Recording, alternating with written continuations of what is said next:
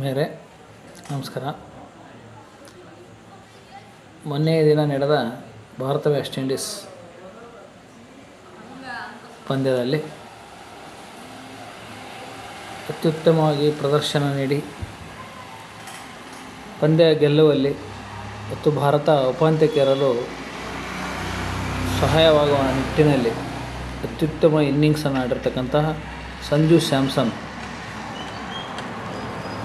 ಅವರಿಂದ ಈಗಿನ ವಿದ್ಯಾರ್ಥಿಗಳು, ಈಗಿನ ಜಿ ಅಂತ ಏನು ಕರಿತೀವಿ, ಆ ಜನ್ರೇಷನ್ ಕಲಿಬೇಕಾದ ಪಾಠ ಏನಪ್ಪ ಅಂದರೆ, ಸಂಜು ಸ್ಯಾಮ್ಸನ್ T20 ತಂಡದ ಅಂತಿಮ 15ರಲ್ಲಿ ಆಯ್ಕೆ ಆಗ್ತಾಯಿದ್ದ.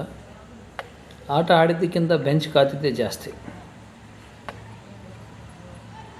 ಇತ್ತೀಚಿನ T20 ಪಂದ್ಯದಲ್ಲಿಯೂ ಸಹ ಬೆಂಚ್ ಕಾದಿದ್ದಕ್ಕಿಂತ ಆಟ ಆಡ್ತಕ್ಕಂಥ ಆಟಗಾರರಿಗೆ ಕೂಲ್ ಡ್ರಿಂಕ್ಸ್ ಕೊಟ್ಟಿದ್ದೇ ಜಾಸ್ತಿ. ಆದರೆ ಮೊನ್ನೆ ಆಡಿದ ಒಂದೇ ಒಂದು ಇನ್ನಿಂಗ್ಸ್ ಈ ದಿನ ಅವರು ಟಾಕ್ ಆಫ್ ದ ಕಂಟ್ರಿ ಅಷ್ಟೇ ಅಲ್ಲ, talk of the cricket world, cricket ಜಗತ್ತಿನ ವಿಮರ್ಶಕರು, ಹಿರಿಯ ಆಟಗಾರರು, ಈ ಆಟಗಾರರು ಎಲ್ಲರಿಗೂ ಸ್ಫೂರ್ತಿ ಆಗುವಂಥ ಇನ್ನಿಂಗ್ಸನ್ನು ಕಟ್ಟಿದ್ದಾರೆ. ಅದರಿಂದ ನಾವೇನು ಕಲಿಬೋದು? ಈಗಿನ ವಿದ್ಯಾರ್ಥಿಗಳು, ಅತಿ ಹೆಚ್ಚು ಕ್ರಿಕೆಟ್ ನೋಡ್ತಕ್ಕಂಥ ವಿದ್ಯಾರ್ಥಿಗಳು ಬರೀ ಪಂದ್ಯ ನೋಡೋದು ಅಷ್ಟೇ ಅಲ್ಲ, ಅವರಲ್ಲಿರ್ತಕ್ಕಂತಹ ಹಾರ್ಡ್ ವರ್ಕಿಂಗ್, ಸ್ಮೈಲಿಂಗ್ ಫೇಸ್ ಮತ್ತು ಪೇಷನ್ಸ್, ತಾಳ್ಮೆ, ಅಷ್ಟೇ ನಗುಮುಗದಿಂದ ಕೂಲ್ ಡ್ರಿಂಕ್ಸ್ ಕೊಡೋದಿರ್ಬೋದು, ಬೆಂಚ್ ಕಾಯೋದಿರ್ಬೋದು, ಒಂದೇ ಇನ್ನಿಂಗ್ಸ್ ತಮ್ಮ ಆಟದ ಮೂಲಕನೇ ಉತ್ತರ ಕೊಟ್ಟಿದ್ದಾರೆ.